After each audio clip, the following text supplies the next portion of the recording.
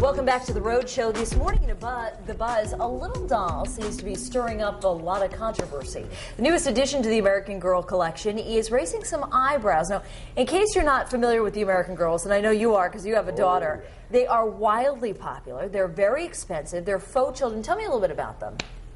Well, the American Girl doll studio is in New York City, and it takes up half a block. It's kind of like FAO Schwartz for dolls. I mean, you go in there, and the dolls, they stand probably, you know, 1.5 feet high, and they all have themes. They all have stories, you know, whether they come from the Wild West, or this one comes from the Depression, or this one comes from the 60s, or this and that, and they all have this whole grand story behind it, and all the extras that go behind it. You know, one was my daughter had, you know, Annie Oakley or whatever it was, and it came with a horse, and it came with a barn, and this, and by the time you're done, you spend $1,000. And you know, it's owned by Mattel now, which is obviously a toy-making company, but it was actually started by a woman named Pleasant Rowland, who was just a housewife who lived out in Wisconsin, and she started the Pleasant Company making these dolls so that girls would get a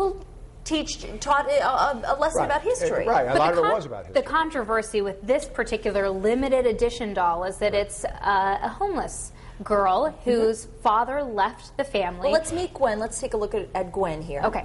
Go ahead. Yeah, father left the family, mother lost her job, and now she's homeless. So the question is this doll, would you be okay having your daughter? Is it appropriate? Would you be okay, Vince, with your daughter having this doll? Why? Because I just don't think it's necessary. When my daughter started to get into this, she was 6 years old. She got out of it at 10.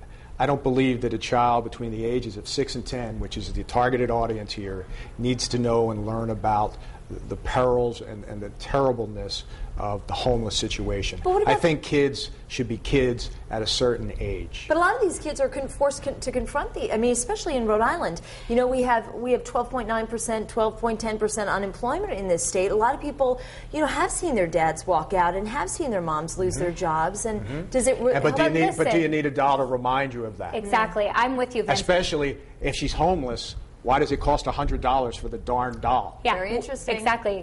What subset of that population is actually able to afford this doll? And by the way, why not send some of these proceeds to some sort of advocacy group for the homeless? That's not happening with these dolls either. But my issue with it is that I think maybe there's a lesson that can be taught, and maybe if you have time to teach your daughter this lesson and do it in a right way. But I'm with you, Vince. I mean, if you're handing this your daughter a doll, you want it to be something that is a distraction. It's a fantasy. And that's who are you emulating? Exactly you don't want to be emulating. That's what dolls are all about. Yeah. They're about fantasy. They're about dreams. They're about princesses. They're about becoming the first lady of the United States, or CEO of a company, astronaut Barbie, or whatever that has traditionally been male. I actually want you guys to hear what some people had to say about this doll. Take a listen.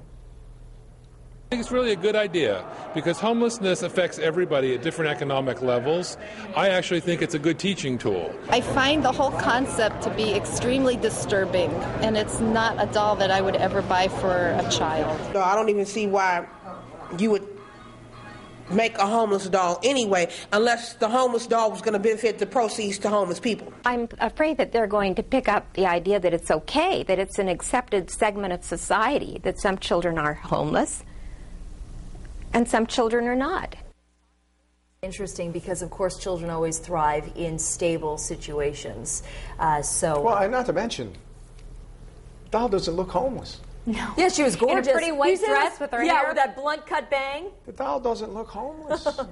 And I've got a problem with the price of it too. Listen, there's an important lesson to be learned for kids about the difficulties in life, but not in a doll. There's a place and a time to learn it.